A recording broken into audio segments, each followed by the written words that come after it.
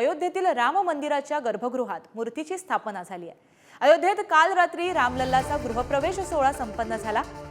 रामलल्लाची मूर्ती विधिवत पूजेसह मंदिरामध्ये आणली गेली आहे। तर 22 जानेवारीला पार पडणाऱ्या रामलल्लाच्या प्राणप्रतिष्ठा सोहळा हा मोठ्या उत्साहामध्ये पार पडणार आहे। त्याची जंगी अशी तयारी करण्यात आली आहे। त्यामुळे राम भक्तांमध्ये सुद्धा एकच जल्लोषाचं वातावरण दिसतंय। रामलल्ला घर आ गए हैं अशी भावना यावेळेस राम भक्त व्यक्त करतात। तर याचबाबत अधिक माहिती जाणून घेण्यासाठी आपले नॅशनल न्यूज एडिटर प्रसन्न जोशी आपल्याबरोबर आहेत। प्रसन्नजी, अयोध्येच्या गर्भगृहामध्ये मूर्तीची स्थापना करण्यात आली आहे, कसं वातावरण आहे?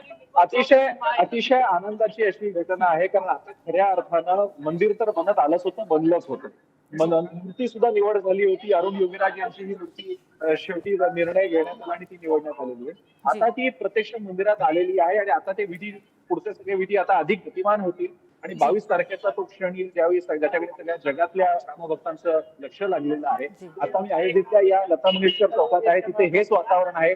प्रत्येकाच्या तोंडी हीच चर्चा आहे, ज्याची आता तू बातमी सांगितली तीच चर्चा आहे की अरे रामलल्ला आता आलेले, अरे आता मूर्ती मंदिरात आलेली आहे। आता अधिक आता वाट बघवत नाही, आता कधी एकदा मंदिर सगळ्यांसाठी खुलं होतं आणि आम्ही दर्शनासाठी जातो, या रामलल्लांचं दर्शन घेण्यासाठी, अशा भावना आहेत। अर्थात विधी पूर्ण व्हावे लागतील। ते सगळे विधी झाल्यानंतर 22 तारखेला जेव्हा प्राणप्रतिष्ठापना होईल त्यानंतर जे दैवत शास्त्रामध्ये प्रसन्नजी, अधिक अपडेट तुमच्याकडनं अशीच घेत राहू। तत्पूर्वी धन्यवाद तुम्ही दिलेल्या माहितीसाठी।